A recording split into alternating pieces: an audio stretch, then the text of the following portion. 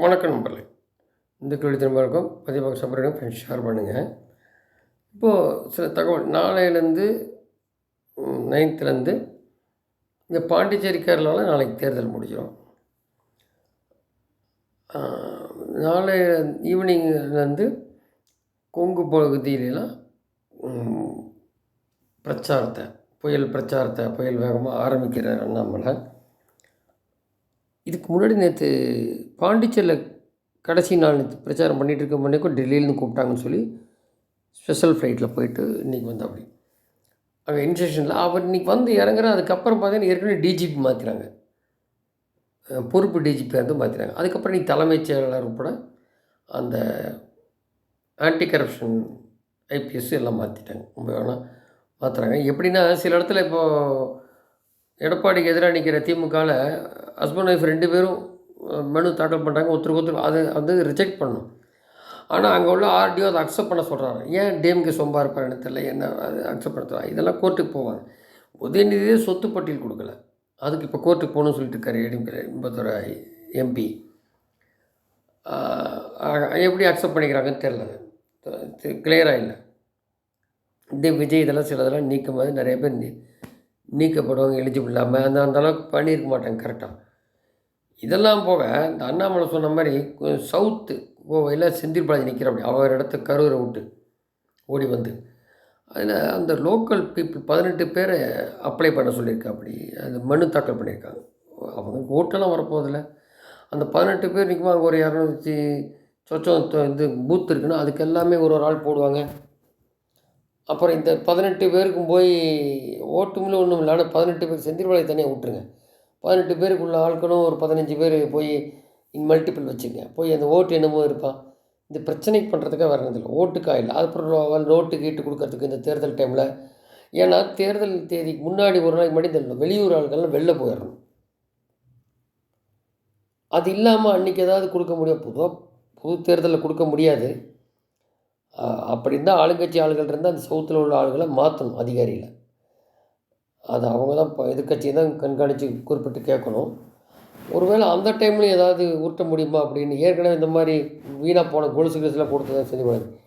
அந்த மாதிரி எதாவது பண்ண முடியுமா? இந்த ஒரு 3000 4000 எண்ணிக்கையில் ஆட்களை பல வகையில் கொண்டு வந்து அவங்களும் அப்ளை பண்ண மாதிரி எப்படி கரூர்லேருந்து. அதான் அண்ணாமலை சொல்கிறேன், அப்படி உள்ளூர் திமுககாரனே நம்மளை திமுககாரன் செந்தில் பாலாஜி தோக்கடிக்க போகிறான், வெளியூர்லேருந்து ஆளை கூட்டு வச்சுட்டு அப்படியே எல்லா நியூஸும் பிளாஸ் பண்ண ஆரம்பிச்சிட்டேன். இது இன்றைக்கி நாளையிலேருந்து களம் வேற மாதிரி இருக்கும். இதில் இன்னொன்று என்னென்னா, கோவை டு சேப்பாக்கம் இந்த உதயநிதி நிற்கிறது முற்றிலும் தோல்வி ஏற்படும் அப்படிங்கிறது குறிப்பிட்டிருக்காரு. ஸோ நாளையிலேருந்து களம் சூழ்நிலைக்க போகுது. இதில் இன்றைக்கி கூடி பாருங்கள், ஒரு ஜேவிசின்ற நம்பர் சொல்கிற ட்விட்டர் போட்டிருக்காரு ஹேண்டில். ஆக்சுவலாக ஒரு அந்த நியூஸு இந்த டைம்ஸ்னால் அந்த மாதிரி சேனலில் தான் இது கொடுப்பார். அவர் கொடுக்க 100% கரெக்டாக இருக்கும். ஹரியானா காங்கிரஸ் ஒன்றும் இல்லை, இவர் தான் சொன்ன மாதிரி தான் வரும். ஆனால் அவங்க என்ன சொல்லியிருக்காங்கன்னா, மாற்றி பண்ணுங்கள், டிஎம்கே வரா மாதிரி இல்லை வேறு இந்த மாதிரிலாம் வேறு ஒரு இடத்துக்கு வரணும்னு கேட்டிருக்காங்க போல். அது நான் செய்ய மாட்டேன்ட்டு. ஏன்னா நாளைக்கு எலெக்ஷன் போது இன்றைக்கி ஃப்ரீ, நேற்றே அவர் போடணும் ஈவினிங், அப்புறமா எலிஜிபிள் இல்லை. அதில் அவர் ட்விட்டர் ஹேண்டிலே போட்டு விட்டார். அதில் வந்து இங்கே வந்து காங்கிரஸ் எட்ஜ் எடுத்து வருது கேரளாவில், பிஜேபி பாண்டிச்சேரி தக்க வைக்குது. இங்கே வந்து என்டிஏ கூட்டணி எட்ஜ் எடுத்து வருது அப்படிங்கிற மாதிரி வருது. ஆனால் இதில் பியூட்டி வந்து கூட்டணி வந்து தான் உட்காரணுன்னா எடப்பாடி இருப்பாருன்னு 1000 கேள்வி இருக்குது. ஏன்னா எடப்பாடி வந்து 2 பேரும் ஒரே இருக்க முடியாது, அண்ணாமலை எடப்பாடி. அதுதான் அந்த மே 4க்கு அப்புறம்ன்றது. அதைத்தான் சீட்டை சரியாக கொடுக்கலன்றதே அண்ணாமலையும் கோட் மின்ஷாவும் கோட் பண்ணுறாரு. அங்கே தான் இருக்குது சிஸ்டம். ஏன்னா அண்ணாமலை சாதாரண கிடையாது. இங்கே தான் இருப்பேன்னு என்ன 2 திரவிடத்தை புரட்டி உருட்டணுன்றதான் இருக்கார் இன்னும் 10 இயர்ஸ்க்குள்ளே. அதுக்கத்தவங்களுக்கே தெரியும், வயசானவங்கள மேலே கண்டு போக வேண்டியதான். கட்சி எந்த அளவுக்கு ஆகுன்றது வேறு. அங்கே தோத்தனையுமே இருக்குது விஷயம் திமுகவில். சீனியர் ஜூனியர் குடும்பம் ரொட்டு லோஸ்க்கு எல்லாம் இருக்குது.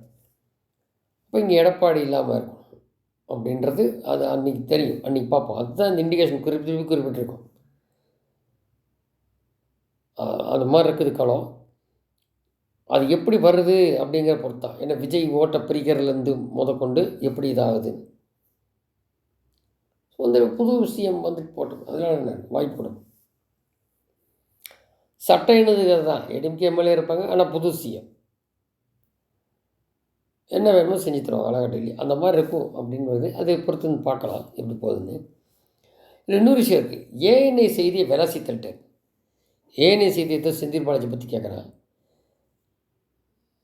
300 நாள் உள்ளே இருந்தாலும் 1.5 வருஷம் அசோக் தம்பி எங்கே இருந்தா அப்படின்னு தெரியலவன். இதெல்லாம் பற்றி கேட்குறீங்க. அங்கே பட்டினா இந்த பட்டி போட்டு மாடு அழைச்சி வச்சாங்க ஈரோடு கிழக்கில். அந்த மாதிரி கரூரில் வச்சுருக்கா. அப்படி அதெல்லாம் போய் நியூஸ் கவர் பண்ணுறது இல்லையா? இப்படி வெண்ணெய் தடவரா மாதிரி கேட்குறீங்க. இதெல்லாம் இப்போ அங்கே பாருங்கள் எல்லாம் அப்படி விளையாசி தள்ளிட்டாங்க சூடாக.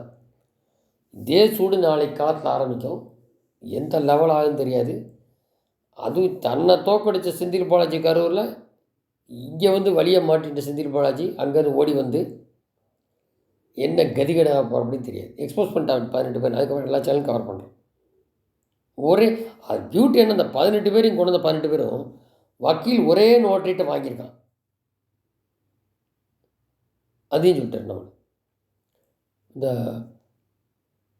ஒரே நோட்டரிட்ட வாங்கியிருக்காங்க 18 பேரும். ஸோ இப்படி நிற்க வச்சு அதுக்கான ஒரு ஒரு பூத்துக்கு ஒவ்வொருத்தனுக்கும் 200 பூத்தில் 200 பேத்துக்கு ஒவ்வொருத்தனா அந்த 18 பேருக்கு 200 செந்தில் பாலாஜி தனியாக விட்டுருங்க. இப்படி தான் கரூர் வந்து இறக்குமதி பண்ணி அது எதுவும் கேரப் பண்ணுற தவணையே அதெல்லாம் ஒன்றும் பெனிஃபிட் கிடையாது. அவங்களுக்கு ஓட்டு வரப்போகிறேன். கடைசி நேரத்தை எதாவது கொடுக்குறது அடுத்தடுத்து பார்ப்போம். நன்றி.